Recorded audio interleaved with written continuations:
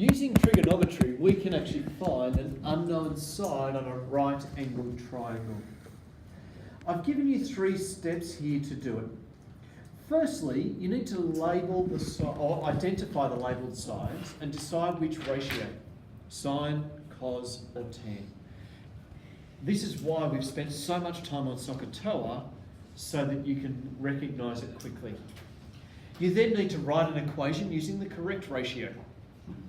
And then solve the equation, as we've done many times before. So here's 2 examples. Firstly, we want to find P on this triangle. And secondly, I've given the question to you in words. We will then translate that so we can find the answer. So let's come over here to our examples. Here's our first one. It was hard to see on the screen, but you've got P, the hypotenuse is 20 metres, and you've got an angle. You have to work out which ratio to use.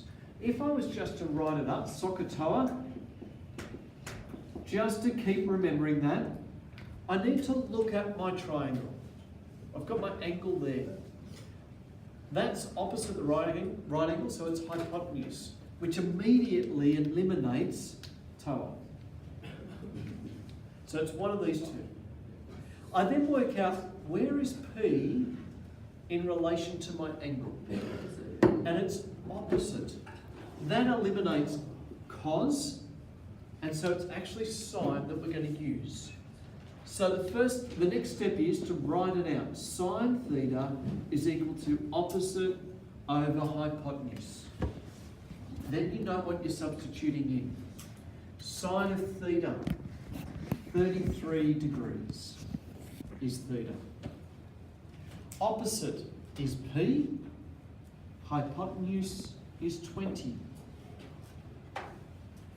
To solve this, we need to get the variable, the P, by itself.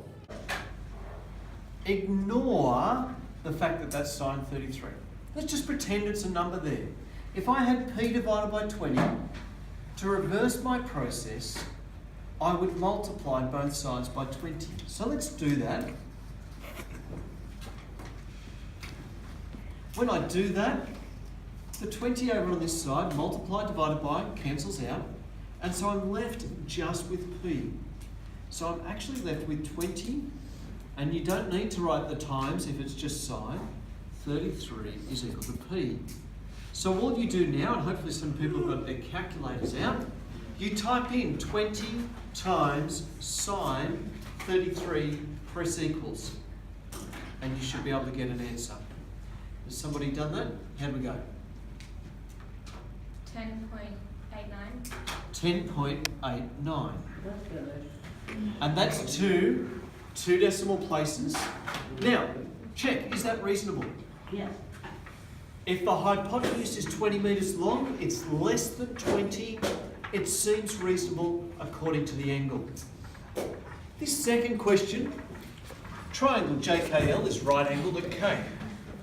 JK equals 35 metres and LJ equals 63 degrees. Find LK to the nearest metre.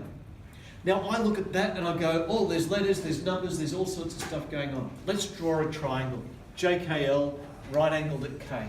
So it doesn't really matter how you draw it, just draw it whichever way you feel most comfortable. But it does tell me it's right angled at K. Doesn't matter what the other two are. So J and L. Doesn't really matter. JK is 35 metres. Write my number in there. LJ, angle J, sorry, not LJ. Angle J is equal to 63 degrees, so that's in there. And the question asks me, find LK. I'll put an X there because I like dealing in X's. So I've got to find this side here. Now again, SOHCAHTOA. Which one am I going to use? It thinks they know straight away by looking at it. Okay, what do you reckon it is? TOA. Yeah, you're right. Because straight away the hypotenuse is not involved. Gone, gone, which leaves you with tan.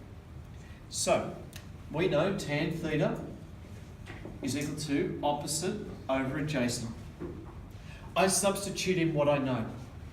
Tan 63 is equal to opposite, which is my x, over adjacent, which is 35.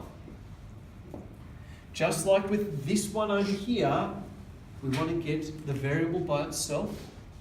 So we multiply both sides by 35.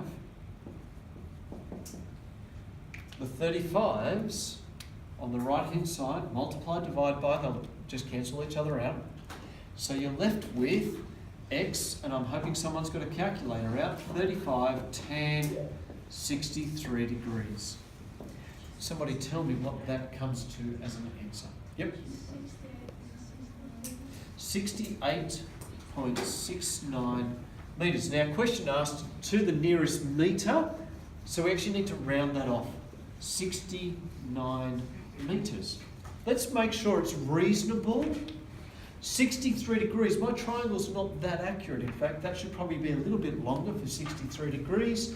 So it's more than that, which it should be. That seems reasonable. In each case that you're going to be dealing with, the variable will be on top of the fraction. So all you need to do is multiply. Make sure you show your working Year 9 so that you can see what you're doing and where you may make a mistake. But that's how we use a trig ratio to find an unknown sign.